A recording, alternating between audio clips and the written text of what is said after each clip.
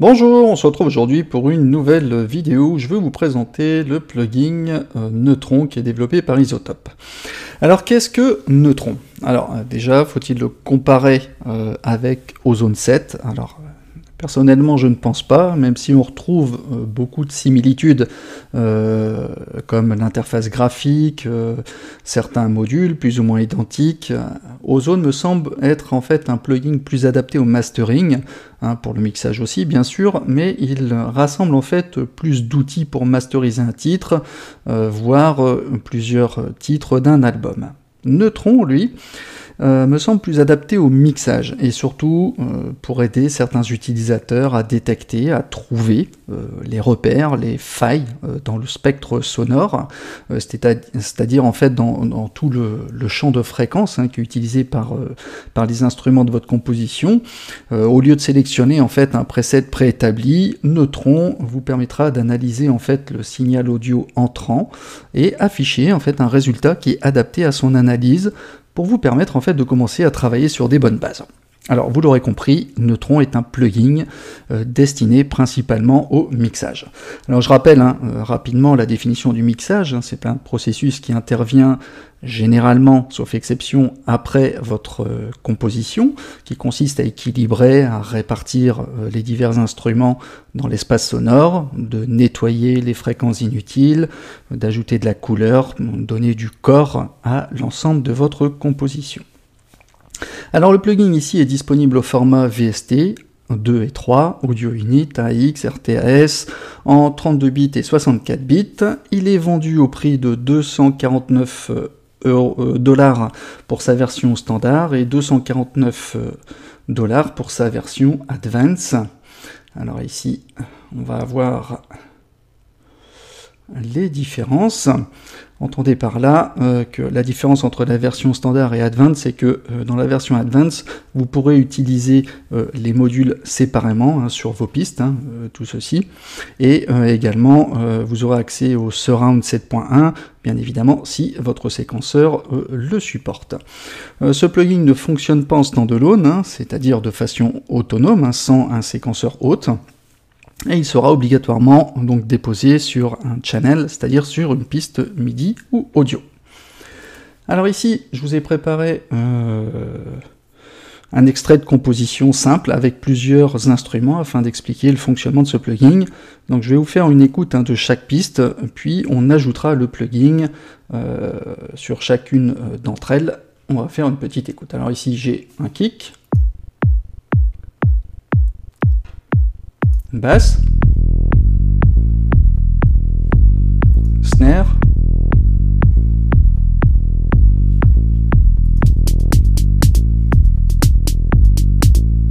une voix,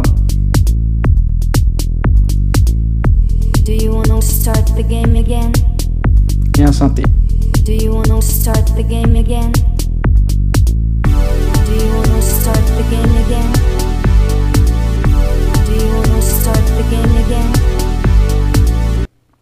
Voilà, donc on a un panel de plusieurs instruments. Ici, ce qu'on va faire, c'est qu'on va charger, ici dans les Audio Unit ou les VST, comme bon vous semble, on va dans Isotope, on va charger un neutron sur chaque piste. Alors voici, je vais le mettre sur chaque, hop, hop,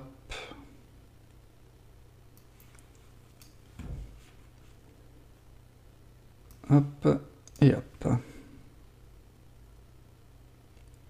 Voilà, on va libérer de la place, on va revenir sur le premier. Voilà, comme ceci. Alors vous voyez que quand on charge l'interface, on retrouve le même genre d'interface qu'Ozone. Il est possible, comme dans Ozone, d'intervertir les modules dans la chaîne, comme ceci, en les déplaçant comme bon vous semble. On a toujours donc un module ici d'EQ, Alors au niveau des EQ, on a 8 bandes, on retrouve les low pass et high pass, on retrouve les shelves, hein, les courbes en plateau. Donc par défaut ici on est dans un mode statique, on peut activer un mode dynamique sur une bande de fréquence sélectionnée et jouer donc avec à travers le seuil. Il est possible d'activer donc le mode sidechain ici en interne par rapport à une bande d'EQ, en interne ou en externe par rapport à un autre track, en mode compress ou en expand. On a la possibilité ici d'appuyer, alors quand on va faire une écoute, là, par exemple en solo, avec la touche Alt, on peut écouter les bandes de fréquence, comme ceci, savoir ce qu'on enlève ou ce qu'on ajoute. Hop, en double cliquant, on réinitialise en fait nos points. On a également une option Learn, alors qu'on peut mettre en lecture, qui va analyser automatiquement et prédécouper vos tranches, vos bandes. En fonction de la lecture. Voilà, l'algorithme vous fait un prédécoupage de bandes pour vous préparer dans votre travail. Ensuite, on a le compresseur, c'est un peu comme avant, et on a un mode simple ou en multibande. Donc bien évidemment, l'option Learn ici est désactivée, elle sera active à partir du moment où on aura activé au moins minimum 2 bandes. D'accord? Et on peut faire, voilà, le système va analyser la coupure la plus intuitive possible pour mieux travailler. On a ici donc oui, au niveau du compresseur, on a un mode Vantage qui vous permet d'afficher à la old school. Ok, ou en mode digital. Alors après, on a l'exciter, lui, il va apporter en fait du drive, de la saturation, voire des harmoniques supplémentaires sur une ou plusieurs bandes. Également, on l'active comme ceci.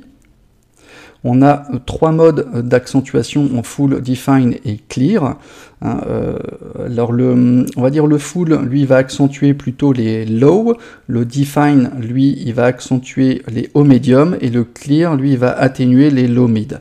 Alors on a un drive ici qui va accentuer l'effet. Le blend, lui, va doser le rapport entre le signal traité du signal non traité. On a le B qui bypass la bande en cours, ou le S qui nous permet d'aller en solo. On fait un test.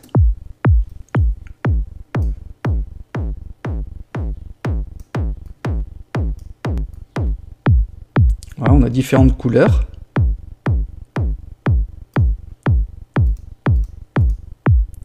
Bypass. On peut activer un deuxième, faire un learn, qui prévoit la découpe. On va mettre l'autre en solo.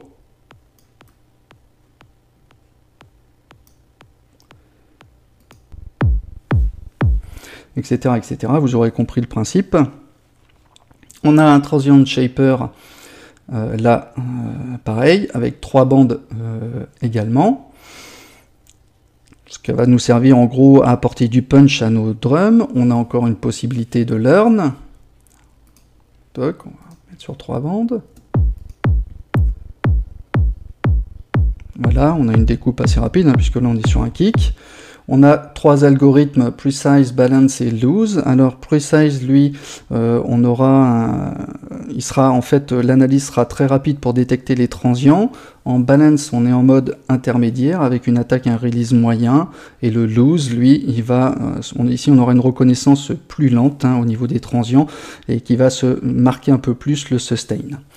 Ensuite, on retrouve ici un limiteur qu'on active comme ceci en bout de chaîne, avec 3 choix possibles, 1, 2, 3, c'est-à-dire avec des réactions des plus rapides aux plus douces en sortie, en bout de chaîne, avec des algorithmes ici qui sont issus d'Ozone, notamment avec le hard ici, avec un brick wall, je ne rentre pas trop dans les détails. Et ici, au niveau des modules, on a des sliders ici, qui permettent de doser l'intensité du module sur le signal entrant. Ok ? Alors, on va commencer à voir les nouveautés. Alors, je vais réinitialiser. Attends, je vais repartir propre ici sur celui-ci.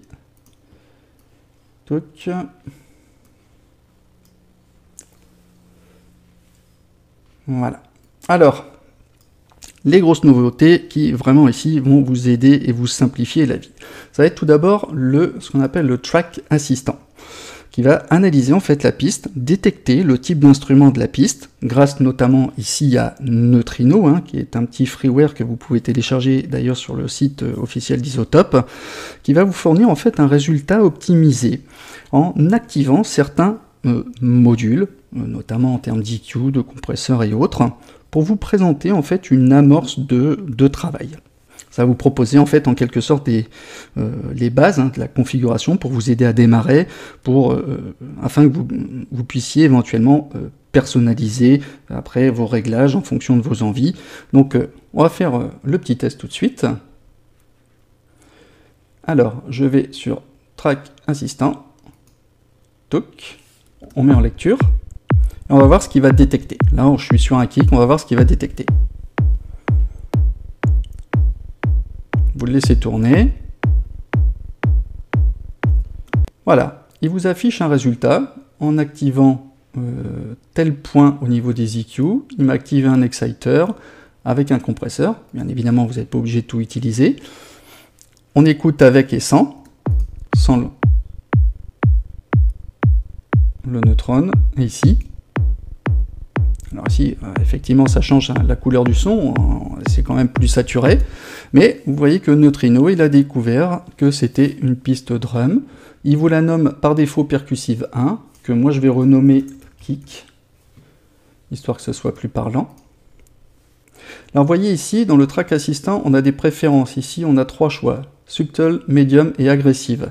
Alors le subtle, lui, entendez par là subtil, où on aura un résultat avec une analyse avec peu de points d'EQ, une compression et un exciter relativement doux.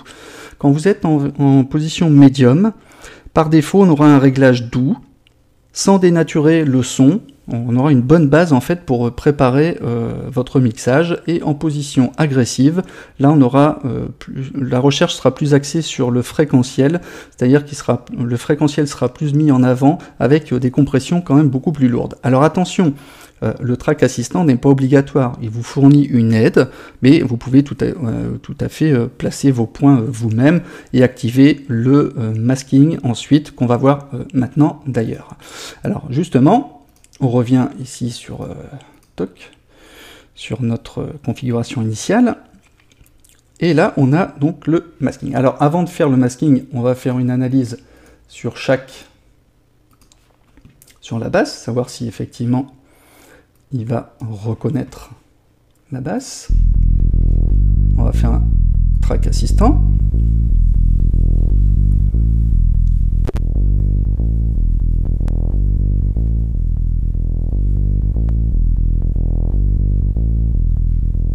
Voilà, il a reconnu la basse, c'est tant mieux. On va l'appeler basse tout court. Ici, j'ai snare. Alors, comment il va l'interpréter ?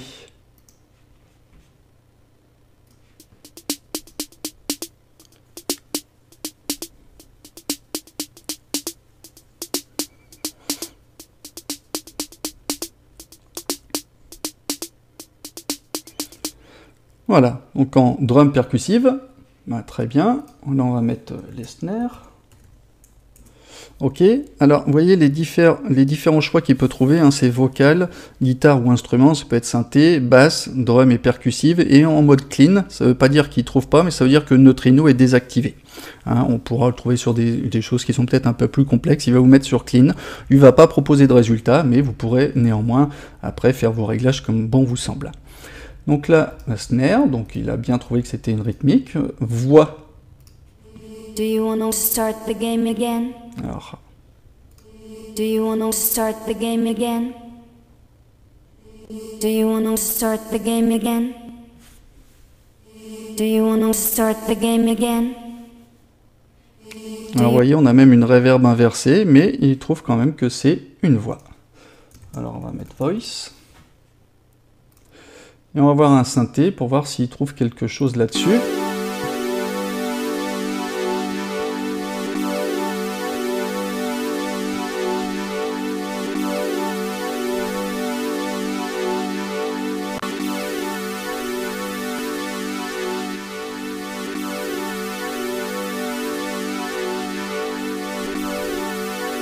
Vous voyez, donc là il se met sur clean, donc c'est pas un des autres par défaut, mais cependant il vous propose quand même un réglage en termes d'EQ et de compression. Ok? Donc là, synthé. Donc nous voilà pareil, on a nos neutrinos sur chaque piste. Alors maintenant on va voir le masking. Alors, qu'est-ce donc? Alors je me mets sur ma piste de basse, vous allez comprendre tout de suite. Alors qu'est-ce que le masking? C'est un procédé en fait qui va vous permettre de résoudre les problèmes d'effet de masque entre deux pistes. Je rappelle, l'effet de masque est le fait que deux instruments, ou plus d'ailleurs, se partagent un même espace, hein, dans des fréquences similaires, ce qui fait que les instruments se superposent, ils se confondent, et du coup ne peuvent pas s'exprimer correctement. Les grosses zones de conflit se situent généralement au niveau des kicks et de la basse, mais pas que, puisqu'on peut rencontrer des soucis d'effet de masque entre des voix, des synthés par exemple. Alors ici, comment ça fonctionne? Alors c'est simple, on va sélectionner ici une piste avec neutron, en l'occurrence ici la basse, qu'on va comparer avec une autre piste sur laquelle on a également neutron. Donc ici, on va dire que j'ai ma piste source sur la basse, j'active le masking et je vais chercher la piste comparative, à savoir avec mon kick. Hop. Et il faut bien évidemment que je les mette en lecture. Alors vous voyez qu'ici, donc on va observer une zone de conflit en gris clair, un peu plus atténuée ici et beaucoup plus importante ici. Hein, on peut jouer avec le curseur de sensibilité. Alors là, ici en appuyant sur le point d'exclamation, on va supprimer l'historique. Voilà, comme ceci. Et en fonction de la lecture, hein, parce que ici c'est une boucle, mais on pourra avoir un track beaucoup plus long et voir d'autres zones à certains moments s'afficher. Donc ici on voit qu'on a une zone de conflit. Ok, donc je vais arrêter. On sait qu'elle est concentrée ici. Hein. Donc qu'est-ce que je vais pouvoir faire? Je vais pouvoir éventuellement créer des points et abaisser certains points de façon à libérer un certain nombre de dB pour libérer de l'espace fréquentiel pour l'autre piste. Exemple, donc je vais rajouter un point, par exemple 4. Je vais le bouger ici. Alors ici, on va pouvoir soit augmenter ou diminuer la largeur de bande, comme ceci.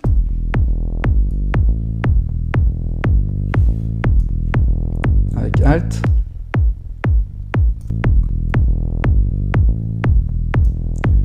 Le Q. Vous voyez, j'ai beaucoup moins d'énergie.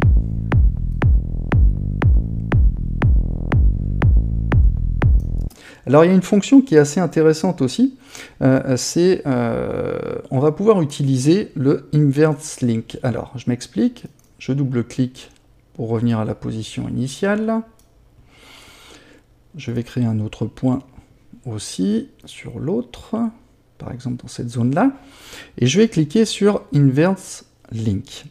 Alors à quoi ça va nous servir? Ça veut dire que tout ce qui va être ajouté en termes de dB sur une piste sera retiré de l'autre piste qui est comparée, et inversement, afin de préserver en fait le nombre de dB initial. Comme ceci, vous voyez, si je monte, hop, je vais baisser d'autant sur la piste de kick. Et ici, je descends, donc je suis sur ma piste de basse, et là, je vais remonter proportionnellement sur la piste de kick. Ainsi, on va pouvoir préserver en fait la headroom, c'est-à-dire la réserve de dB, par exemple, que vous auriez pu constituer lors de votre mise à plat. Enfin, je ne vais pas m'étendre sur le sujet, hein, c'est pas le sujet, mais justement, c'est très pratique, puisque tout ce qu'on enlève ou ce qu'on ajoute d'un côté, on le retire de l'autre. Et ça, je trouve ça assez fantastique. Alors, donc il est possible de faire un nettoyage, de faire ce nettoyage en mode dynamique, hein, parce que ici on est dans du statique, hein, c'est-à-dire que les points et les courbes sont fixes, elles sont statiques, elles ne bougent pas. Donc il est possible de le faire, ce nettoyage en mode dynamique, hein, c'est une chose qui est très courante dans le mixage, où on veut par exemple réduire certaines fréquences basses de la basse lorsque le kick est en train de taper. Hein, on va par exemple ici... Alors je vais prendre sur le 4, je vais activer le mode dynamique, je vais aller chercher ici, au niveau du sidechain, une source externe, hein, c'est-à-dire le signal en dehors du process, puis on va créer en fait un bus auxiliaire sur Ableton Live qui va réunir les deux instances, c'est-à-dire le kick et la basse, vers Neutron, donc sur une seule et même piste. On va prendre un exemple, ça va être plus simple. Alors je vais fermer ça. Ici, je vais faire un commande T pour créer donc une piste. Je vais la renommer, je vais l'appeler Neutron kick and bass. Ok. Voilà. Et qu'est-ce que je vais faire? Je vais aller chercher donc le kick en audio from vers donc la basse. Je vais activer en fait le monitoring pour avoir un signal constant. Ok, donc là j'ai rien, mais comme ça j'ai le témoin d'activité. Qu'est-ce qui se passe? Je reviens sur ma basse. Voilà. Toc. Et là, je vais pouvoir jouer avec mon seuil.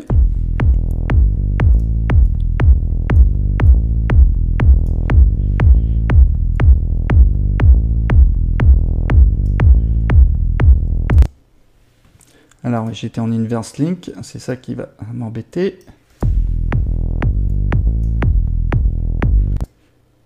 Je suis bien, alors je vais mettre en prêt.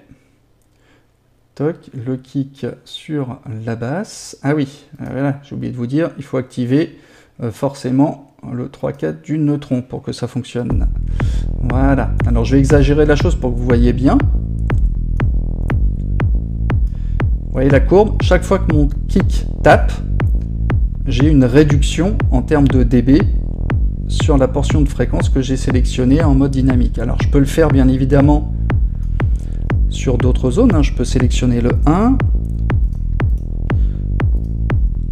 Voilà.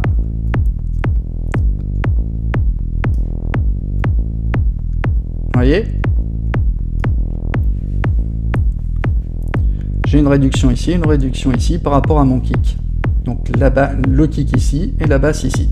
Donc là, je suis vraiment en mode dynamique. Donc là, je suis pas en statique. Ça veut dire qu'en fonction de mon kick, j'ai une réduction à chaque fois que le kick tape. Bien évidemment, on peut le faire aussi avec, si on a un conflit entre la voix et le synthé, on peut utiliser exactement le même processus. Bon, après, je vais pas trop rentrer dans les détails pour complexifier le tuto, mais vraiment, on peut faire énormément de choses. Donc, en conclusion, je trouve qu'en fait ce plugin fait vraiment bien le job en matière de mixage. Il vous prépare des réglages en fait qui sont très réalistes. Ça change de la sélection d'un preset par rapport à un type d'instrument. Ici on a une parfaite analyse du signal audio entrant avec une configuration qui est proposée aussi bien en termes d'EQ que de compression. Alors libre à vous de choisir ou non ce qui est proposé. Alors c'est vrai que si vous ne connaissez pas trop le masquage fréquentiel des instruments, ce plugin vous sera d'une grande utilité. Si vous avez cependant des notions de mixage, Neutron pourra vous aider, ne serait-ce qu'à positionner vos points dans l'EQ ou dans vos bandes de compression avec l'option Learn qui est empruntée à Ozone 7.